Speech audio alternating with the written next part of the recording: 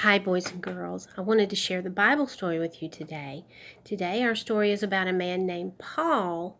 And Paul was not a very nice man to start with. In fact, he had a different name. When he first is in the Bible and we first hear about him, his name is Saul. And he does a lot of mean things to people who believe in Jesus. He's a bully, and he's mean, and he makes bad choices. But guess what? He talks to Jesus. Jesus comes to him and talks to him.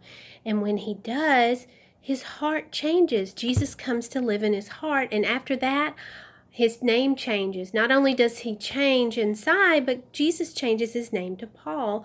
And then he starts telling everybody about Jesus because he is just so excited to tell them all about Jesus and how he has done so many things, and he is just God's son and he loves him so much. Okay, so let me read to you this story about Paul. Or Saul. Let's start with his name is Saul. God will change his name later. It's called A Bright Light. See? Here's my Bible again. Remember, I told you I have one at home like the one at school. And this is God's Word. Remember, we've always said that everything in this book is what? True. That's right. God wrote this book and everything in here is true. Okay, so let's read this story about Saul. Okay? There was once a very mean man named Saul. He did not like anyone who loved Jesus. He wanted to catch them and put them in jail. He traveled near and far to find them. One of his trips took him to a city called Damascus. Can you say that word? Damascus. That's a funny word. There he is. See, there he is on the road with his friends. They're traveling to Damascus. Now look at his face. He looks like he's mad. He's not a very nice man. He seems like he's angry all the time, and he doesn't like God. He wants to just get on to people all the time for talking about Jesus, okay? Well, let's see what happens to him. He's going to talk to Jesus. Looky here. Look at this. It's a bright light. It says, while he was on his way, a bright light suddenly flashed from the sky. It shone all around Saul. Saul closed his eyes, and the voice called, Saul, Saul, why are you doing these mean things?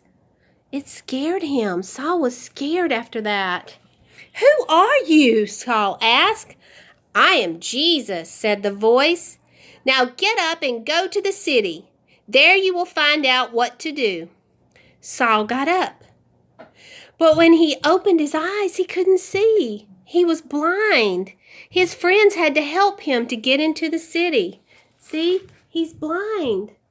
After he saw Jesus and looked into the bright light, he was blind after that. He was blind for 3 days. For 3 days he sat and had to think about, did I really hear the voice of Jesus? Did he really talk to me? Does that mean he's really real? Am I being mean to people about something that I need to start believing in? It gave him time to think about how he had been acting and how he had been mean to other people. In that city lived a good man named Ananias. There's another funny name, Ananias. There's a lot of funny names in the Bible. Jesus came to him in a dream and said, go find Saul. So Ananias went to Saul, and he touched him, and he said, Jesus sent me so you could see again. Jesus wants you to be one of his friends. He wanted to be friends. He wanted to be Saul's best friend, just like he's our best friend. Jesus loves everybody, even when they're mean to other people. He still loves them. Remember, we've talked about that. Right away, Saul could see again. He got up and was baptized, and he was not mean anymore. He even changed his name. Now everyone called him Paul. And for the rest of his life, Paul told others about Jesus. His heart changed. Jesus came to live in his heart.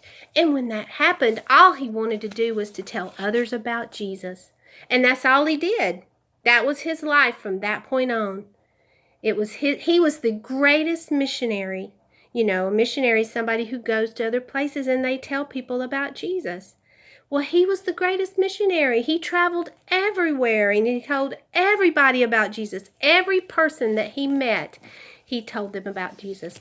He became a follower of Jesus, just like all of Jesus's disciples followed him.